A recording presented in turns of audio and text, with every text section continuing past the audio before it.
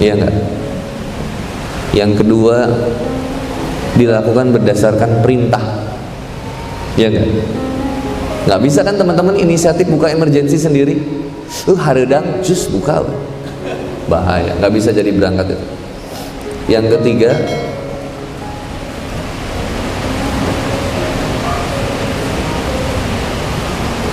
satu orang yang terpilih, kedua dilakukan berdasarkan perintah, yang ketiga dilakukan dalam keadaan darurat.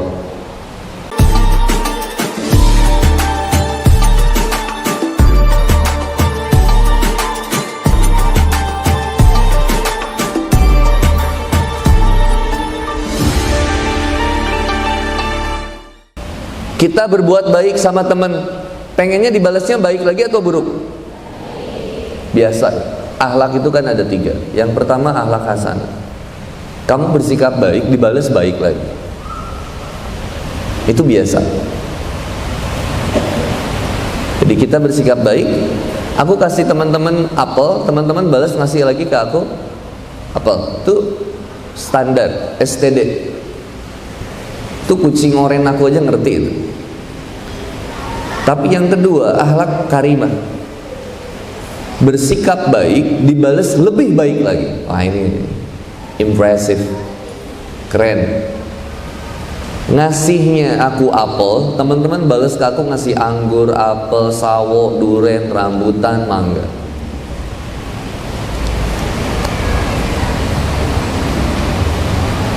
Ya Allah, kasihan banget. Masih ada jamaah akhwat yang di perjalanan baru sampai Cikoneng. Tungguin ya. Dia berangkat dari mana ini? Cikoneng itu mana sih? Ciamis, hujan-hujanan, coba akhwat. Hebat. Suka sedih aku tidak. Suka ingin menafkahi. Ya, mental juangnya hebat yang kayak gitu. Saya emang nggak butuh wanita yang cantik lagi gitu. Butuh yang bisa membersamai perjuangan. Tapi kalau udah lihat Teh Rini udah cukup sih. Kalau mau poligami itu kan kayak emergency exit di pesawat. Emergency exit di pesawat itu yang duduk di emergency pesawat itu orang-orang pilihan. Iya nggak? Yang kedua, dilakukan berdasarkan perintah. Ya enggak? Nggak bisa kan teman-teman inisiatif buka emergensi sendiri? Hareudang jus buka, bahaya, nggak bisa jadi berangkat itu. Yang ketiga,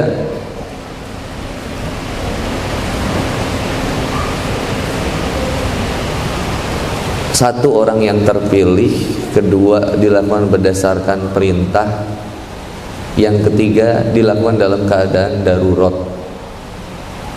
desak, memang harus dilakukan. Jadi poligami itu nggak jadi sesuatu yang aib. Banyak kok jamaah papap yang jadi istri kedua, ketiga, banyak. Dan itu akur aja biasa. Mamam tuh pernah ketemuan, Teteh kenalin, aku istri pertamanya, Teteh aku istri keduanya, aku ketiganya. Si mama langsung sesek gitu. Saya supaya dia woles menerima bahwa itu suatu syariat Allah yang biasa. Kadang wanita suka bilang gini, Allah nggak fair banget. Kenapa laki-laki boleh poligami, wanita nggak bisa poliandri? Suka yang bilang kayak gitu kan? Ini nggak adil. Coba laki-laki rasain jadi aku. Aku sekarang nikah lagi sama yang lain, gimana perasaannya? Wah. Simpelnya ya perintah Allahnya gitu. Laki-laki bisa melakukan itu, tapi bukan berarti jadi pembenaran, karena syarat dan ketentuannya panjang. Halo, assalamualaikum laki-laki. Boro-boro mikir poligami hiji gencan. Kalau laki-laki Tasik mau poligami sama orang Jepang aja lah, penduduknya kurang sekarang. Mending di Jepang, Rusia, tah gitu. Jadi balat jeung Putin teh CS gitu tah. Keren. Wanita, gimana kalau wanita saya nggak mau dipoligami Ustaz? Terima syariat poligaminya. Kalau belum siap dipoligami, jadilah istri yang solehah yang memberikan hal yang terbaik bagi suami, gitu aja. Yang memberikan kenyamanan bagi suami, gitu aja. Halo, kenapa ini wanita jadi stres gini? Ya, saya ganti bahasannya ya. Itu termasuk ujian.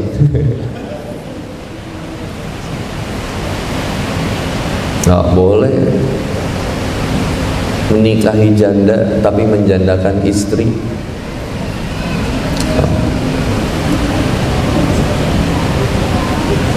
Udah nggak usah bahas itulah. Saya tuh sakit apa ya? Saya tuh suka sakit hati ya. Mohon maaf tapi ini kita aja ya. Tapi bukan lebay bos, bukan lebay. Tapi aku tuh sakit hati ketika dengerin curhatan wanita. Kasihan banget. 99% yang curhat ke papap di WhatsApp itu wanita. Disakitin, di KDRT, diem-diem dinikah sirihin, tiba-tiba suaminya selingkuh. Subhanallah. Sampai kemudian akhirnya di Indonesia ini tengah berkembang paham nggak mau nikah aja lah, takut, trauma karena lihat ayahnya, dan juga ada yang trauma karena lihat sosial media. Ngeri banget coba. Saya bilang nggak boleh, nggak ada niat nikah, harus niat nikah. Bismillah. Tapi Ustadz saya nggak sanggup, jalanin aja dulu. Justru hebatnya kita itu ketika kita siap dan sanggup menerima setiap amal ruang amal soleh. Baru dikasih hujan, gas, hujan-hujanan, siap. Banjir, dilewat. Sama ketika diuji rumah tangga, setengah agama, bayangin, iya kan, menyempurnakan separuh nikah. Berarti separuhnya lagi apa? Sholat, zakat, puasa, haji, umroh, saum, dan seterusnya. Artinya berat banget bagi seorang laki-laki mendengar keluhan istrinya, berat. Nah jadi bab parenting itunya. Dan lah sekedar ini, soalnya banyak yang diuji rumah tangga ini wajah-wajahnya. Masalah ekonomi dicari bareng. Kenapa sih? Pengen cari yang kaya aja Ustadz. Hese panggihna, mending bersamai suamimu untuk menjadi kaya dan soleh, daripada cari yang kaya nanti dia akan mengkhianatimu dengan hartanya. Mending bersamai dia dari nol, sukses bersama, kamu akan kemudian dihargai oleh dia. Nabi Muhammad SAW itu nggak pernah mempoligami. Khadijah radhiyallahu anha cinta banget. Lo sama kalau papap ditanya, papap insya Allah berusaha menjaga, karena istri papap yang pertama dan satu-satunya di Bandung. Yuk maksudnya, iya sudahlah. Ujian itu, ujian. Laki-laki diuji dengan wanita. Makanya ada anekdot gini, makin kaya makin nakal laki-laki. Wanita makin nakal makin, dibikin lagunya sama Dul Sumbang. Nah aku naon nu geulis loba nu bangor, nah aku naon nu bangor loba nu geulis. Geus mah goreng patut bangor deh. Nggak boleh kayak gitu ya. Nggak ada wanita yang goreng patut, goreng adat. Tapi jadi goreng patut jadi. Astagfirullahaladzim. Dah balik lagi sekarang. Ujiannya bisa apapun. Ada yang diuji ekonomi, ada yang diuji keluarga. Sampai kemudian kita mau sekolah kadang susah karena biaya rumah, biaya orang tua untuk biayain kita nggak punya. Nggak boleh matiin kemudian semangat kita untuk sukses. Karena sukses dan bahagia di dunia, falah dicapai dengan benar sholatnya dulu. Tegak sholatnya dulu. Akimi sholat. Sholat itu hubungan dengan Allah. Artinya sekolah kita ada hubungannya dengan Allah. Kalau kamu benar sekolahnya, maka kamu nggak mungkin nyontek. Halo, assalamualaikum. Kalau kamu benar sekolahnya ada hubungan dengan Allah, kamu nggak akan mungkin nyontek. Kamu nggak akan mungkin bolos. Kamu nggak akan mungkin pacaran ketika di sekolah. Apalagi kemudian kamu tawuran, gak mungkin. Itu desorientasi itu. Karena pertanyaannya adalah, tugas saya ini untuk apa di dunia ini? Oh, untuk ibadah. Apa pertanyaan yang pertama? Amalan pertama yang disebutkan oleh Allah Subhanahu wa taala di dalam Quran yang tadi kita sebutin. Alif Lam Mim. Dzalikal kitabul la raiba fi hudal lil muttaqin alladzina yu'minuna bil ghaibi wa yuqimu sholat, brother. Maka kata Rasulullah Muhammad SAW menyampaikan bahwa seandainya seorang manusia meninggalkan sholatnya, maka dosanya lebih besar daripada dosa berzina. Oh kalau gitu zina aja ya? Astagfirullahaladzim. Nggak gitu berarti konsepnya. Kayak ada jamaah Bapak, kalau sholat di sini Pak, ini senilai pahala umroh Pak. Oh berarti saya nggak usah umroh lagi Ustaz ya? Enggak, tetap Pak, double Pak, kerjain lagi Pak. Maka meninggalkan sholat dosanya sama dengan dosa, lebih berat daripada dosa berzina. Bayangin dosa zina itu aja luar biasa, apalagi ninggalin sholat. Jadi gimana Kang? Akimis sholat, kerjakan sholat subuh, zuhur, asar, maghrib. Allahu Akbar, Allahu Akbar. Nih bentar lagi isya, maghrib. Bentar lagi maghrib. Sholat di perjalanan, ini ada masjid, iya kan? Saya kenapa nggak pernah ngisi di sana ya? Selalu di sini. Oh, mungkin nggak terlalu besar. Di sini lebih besar kali ya. Bener nggak? Nggak begitu juga. Tuh ada masjid. Sebelum pulang, sholat tuh. Kalau ada akhwat yang mau nanya di kertas tulis saja ya, nanti bisa dikirimin ke panitia, bisa dibahas. Masih ada waktu sampai kita nunggu maghrib.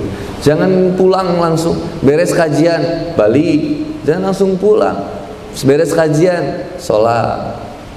Bismillah, Allahu Akbar, sholat. Orang Indonesia tuh kalau sholat khusyuk-khusyuk, godaannya banyak mau khusyuk kita tuh. Allahu Akbar. Tahu bulat digoreng. Oh, hayang nurutan ya. Teng neng neng neng neng, teng neng neng neng neng, tenenet, tenenet. Rakaat ketiga, Allahu Akbar. Jagung manis, jagung manis. Enak rasanya. Terus apa lagi? Bakso, cuanki. Dan saya waktu lama di London itu nggak ada yang kayak gitu. Nggak ada. Di Indonesia semua ada. Tukang cuanki, servis jok parabot lacur, ayah. Subhanallah. Servis kompor teh brak brak.